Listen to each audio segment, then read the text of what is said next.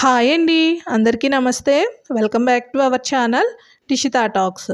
ఈరోజు మన వీడియోలో చాలా సింపుల్గా టేస్టీగా మనం చాలాసార్లు బయట డాబాలోను రెస్టారెంట్లోనూ ఈ పన్నీర్ మసాలా కర్రీ తింటూ ఉంటాం కదా. చాలా టేస్టీగా ఉంటుంది. ఇప్పుడు ఇంట్లోనే మనం చాలా సింపుల్గా చేసేసుకుందాం ఈ కర్రీని. ఫస్ట్ దీనికోసం నేను ఒక 200 గ్రామ్స్ వరకు పన్నీర్ తీసేసుకున్నాను అండి. దీనిని ఇలా వీడియోలో చూపిస్తున్న విధంగా 4 పార్ట్స్ లాగా డివైడ్ చేసేసుకొని కొంచెం పెద్ద సైజులోనే క్యూబ్స్ లాగా కట్ చేసుకుంటున్నానండి. మనము ఇంట్లోనే చేసుకుంటుంటే మనకు కావాల్సిన సైజులో కొంచెం చిన్న సైజులోనైనా కట్ చేసుకోవచ్చు. నేను ఇప్పుడు మీకు బయట తినే విధంగా చూపిస్తున్నాను కాబట్టి కొంచెం పెద్ద పీసెస్ లాగానే కట్ చేసుకుంటున్నానండి. అప్పుడే కర్రీ మనకి చాలా బాగుంటుంది. ఇలా నేనైతే పన్నీర్ క్యూబ్స్ని అయితే కట్ చేసుకున్నాను. కనీసం ఈ సైజు కట్ చేసుకుంటేనే మనకి పన్నీర్ కర్రీ బాగుంటుందండి.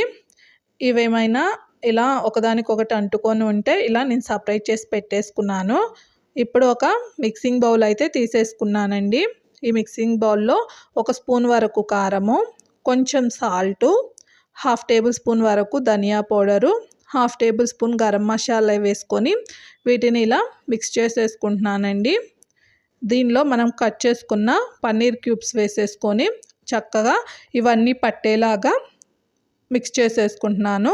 ఇలా పన్నీర్కి కోట్ చేసుకున్న తర్వాత వీటిని ఒక 5 నిమిషాలు పక్కన పెట్టేసుకుందాము.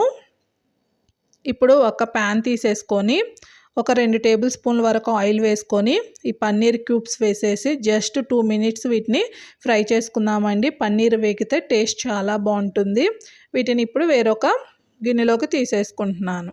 ఇప్పుడు ఇదే ఆయిల్లో నేను కొన్ని పొడవుగా కట్ చేసిన ఆనియన్స్, ఒక పెద్ద టొమాటో లేదా 2 మీడియం సైజ్ టొమాటోల్ని ఇలా స్లైసెస్ లాగా కట్ చేసుకొని ఒక 50% వేగేలాగా వేయించుకుంటున్నానండి. తర్వాత వీటిని చల్లార్చుకుందాము. ఇప్పుడు వేరొక ప్యాన్ పెట్టేసుకొని 2 టేబుల్ స్పూన్ల ఆయిల్ వేసేసుకొని బిర్యానీ ఆకు, దాల్చిన చెక్క, అలానే 6 నుంచి 7 వరకు లవంగాలు, 3 నుంచి 4 వరకు యాలకులు వేసేసుకొని చక్కగా లో ఫ్లేమ్లో మంచి అరోమేటిక్ ఫ్లేవర్ వచ్చేలాగా వీటిని ఫ్రై చేసేసుకుందాము. దీంట్లో నేను చల్లార్చుకున్న టొమాటో ఆనియన్ని చక్కగా గ్రైండ్ చేసేసుకొని ఈ ప్యూరీని అయితే యాడ్ చేసుకున్నానండి. దీంట్లో కాస్త కరివేపాకు, అల్లం వెల్లుల్లి పేస్టు వేసేసుకొని ఇది ఒక 2 నిమిషాలు ఇలా ఫ్రై చేసేసుకోవాలి.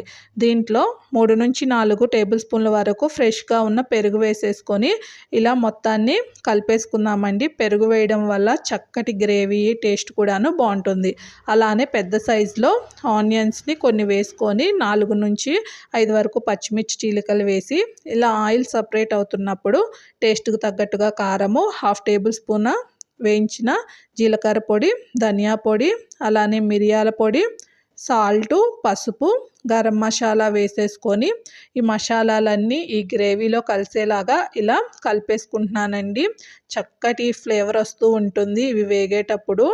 దీంట్లో 1 స్పూన్ వరకు కసూరి మేతిని వేసేసుకొని ఇలా కలిపేసుకుంటున్నాను. దీంట్లో 1 గ్లాస్ వాటర్ వేసేసుకుంటున్నానండి. ఇలా వాటర్ వేసుకోవడం వల్ల చక్కటి గ్రేవీ వస్తుంది, లేదా మరీ గట్టిగా ఉంటుంది. దీంట్లో నేను వేయించుకున్న పన్నీర్ క్యూబ్స్ వేసేసుకొని ఇలా ఆయిల్ సపరేట్ అయ్యి మనం వేసిన పెద్ద సైజు ఆనియన్స్ కాస్త మెత్తపడేంత వరకు వీటిని అయితే లో ఫ్లేమ్లో ఉంచేసుకుందాము. చూడండి, ఇప్పుడు చక్కగా మనకైతే ఆయిల్ సపరేట్ అవుతున్నట్లు కనిపిస్తుంది. మనం వేసిన మసాలాలు కూడాను పన్నీర్కి చక్కగా పడుతుంది. ఇప్పుడు దీంట్లో కట్ చేసిన కొత్తిమీర వేసేసుకొని ఇలా కలిపేసేసుకుందామండి. ఇప్పుడు స్టవ్ ఆఫ్ చేసేసుకొని చక్కగా సర్వింగ్ ప్లేట్లోకి తీసేసుకుందాము. మీలో ఎంతమందికి ఈ పన్నీర్ మసాలా కర్రీ ఇష్టమో తప్పకుండా కామెంట్ చేయండి అండి. చూడండి, ఇలా చేసిన కర్రీని మనము రైసు, రోటీ, బగారా రైసు, చపాతీ, నాన్స్లోకి సూపర్గా ఉంటుంది. పర్ఫెక్ట్గా వచ్చింది కదా కర్రీ అయితే. మీకు నచ్చితే తప్పకుండా ట్రై చేసి ఎలా వచ్చిందో కామెంట్ చేయండి. అలానే వీడియో నచ్చితే లైక్ చేయండి, షేర్ చేయండి, ఛానల్ని సబ్స్క్రైబ్ చేయండి. Thank you.